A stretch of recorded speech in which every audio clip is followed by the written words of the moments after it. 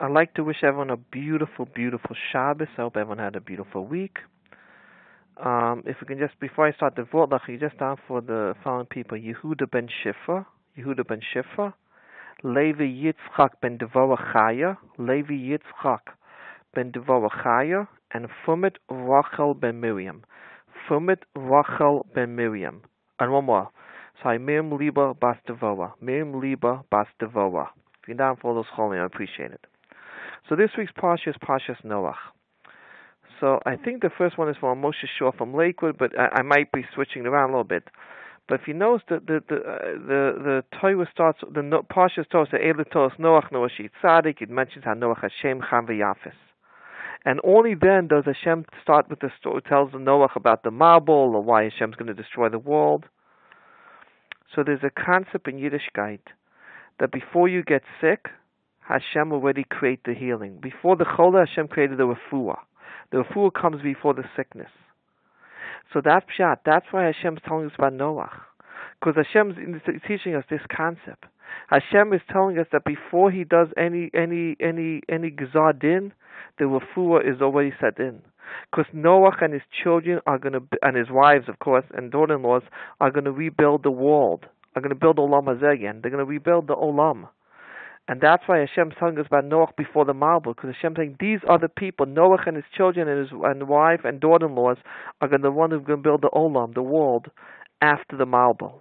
But Hashem's telling us, don't worry, the world is not getting destroyed. There will be human beings, and of course, Bnei Yisrael. But Yisachar friend told him, Shabbos Rabin. First, Shabbos Rabin said a beautiful word also. Noach ish tzaddik, tamim haya b'doasav. Why, if he's a tzaddik, we know he's tamim b'doasav. Why does the Torah have to illustrate all those descriptions of Noach? Sefer called Shabbos Rabin said a beautiful verse. Ish tzaddik means Noach was a tzaddik when it was just him and Hashem alone in his house. When just him and Hashem alone, when there's only Noach and Hashem alone in his house, Noach was a tzaddik. But Tamim Haya B'Dosav, when Noach was among other people of the generation, when Noach was among the other individuals of his generation, he was also a tzaddik. He was Tamim. And Shabbos Rabbin says, and you see this from the next pasuk, V'tishachet lifnei Hashem Elokeinu, v'timalei haaretz chamas. The generation where he was living in wanted to destroy Hashem when they were alone in their own houses. Noach said, no, I'm going to be a tzaddik in my own house. And then the generation, when we're among people, we're going to steal. Noach said, no, I'm going to be a tamim maya. That's why the Torah is praising him. Whether he was alone in the house or with other people, he was a tzaddik. He always followed the ways of Hashem Noach. But Yisachar friend told an incredible, beautiful word. It's very perplexing. Noach was building a teva for 120 years. I don't know about you, but if I was walking down the street and see someone building a teva, I'd ask him, why are you building a teva? And I'd probably come to believe him. I'll change my ways to serve Hashem. What Yisachar friend said, why didn't Noach influence one person? Even one person he did not influence. Noach did not even cause one person to change their ways and serve Hashem. Why not? So Yisachar friend said, because the Rashi says the best, Mamin ve'eno mamin. Noach believed but didn't believe. What it means is that Noach believed in the Mabul but did not fully believe in the Mabul. Meaning Noach, I guess you can say Noach wasn't fully believing that there was going to be a Mabul. Noach did not really fully believe in the ways, in Hashem telling him that there's going to be a Mabul. And when you don't believe in something, it's hard to influence other people in believing. When you tell someone keep Shabbos, but you really don't believe in it, then the person you're talking to is not going to listen to you either, because he or she is going to pick up right away. You don't believe in Shabbos, so why should I believe in Shabbos?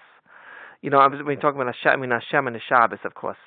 So that's Mamin ve'eno mamin. Noach believed the Mabul was going to come, but they're not fully believing it, and it's hard to have influence in other people when you don't believe in it.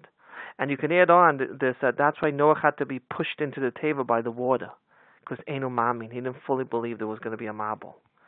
And there's an incredible story where Moshe Feinstein Zatzal, I don't want to misquote him, but I believe the story was about when Moshe Feinstein Zatzal, that they said after the war, some Jews came over, some Yidden, came to America. Now some Jews, not all, but some Jews, some Yidden, told their children, some Jews said, "Oh, it's so hard to be a Fum Yid in America. It's just so hard to be a Fum Yid in America." When Moshe Feinstein said those people who say that it's hard to be a Fum Yid, their children are going to go off the derech. Their children are not going to keep the Torah mitzvahs. And that's what ended up happening. Because when you don't fully believe in something, you can't influence other people. You can't have an impact on other people when you don't fully believe in it yourself. And I'll tell you one more beautiful story before we go to the next word. I believe it's Yitzchak Zilberstein. I believe it's a Yitzchak Zilberstein in Israel. There was Yitzchak Zilberstein was give shir at night, and there was one guy who used to come all the time, and he'd fall asleep in the shir. He'd always fall asleep. So after the shir one time, Yitzchak Zilberstein said politely, I realize you're tired because you're after work. Maybe just, go stay home and go to sleep bed earlier. It'd be better for you to go to sleep earlier in the bed. So the guy told Yitzchak Zilberstein, you know why I'm here? I don't know how to learn Torah. I don't understand Torah. I don't have the zechus ever to understand Torah learning. But the reason, I'm guessing also he's saying because I was exhausted also from coming to work. After work he's exhausted. I'm exhausted from work also. But the reason I come is because I want my children to think that I'm going to learn Torah. If they think that I'm going to learn Torah, that will have an influence on them. There's a story where someone believes in the Torah, so his children are going to go in the ways of Torah also. But Baruch Horowitz, he's a Rosh Yeshiva Bavav. I think it's a Chozeh Lublin said this. Mamin veino mamin. He gave a different explanation. Mamin veino mamin. His explanation was that Hashem told Noach, "You're a tzaddik," and then right afterwards, we saw that Noach had to be pushed into the teva. So what's going on? So I think the Chozeh Lublin said this, but Rabbi Horowitz told me the word personally. Mamin, when Hashem told Noach he was a tzaddik, he believed he was a tzaddik. He believed that he was a tzaddik. But a couple of seconds later, Mamin, he didn't really believe he was a tzaddik anymore. He goes, "Nah, I'm not a tzaddik. I'm not a tzaddik anymore. I don't deserve to be saved. I'm not a tzaddik. I don't deserve to be saved from the marble." And that's why that's why he had to be pushed into the marble, because he didn't believe he was a tzaddik anymore. I have two more quick words, beautiful words.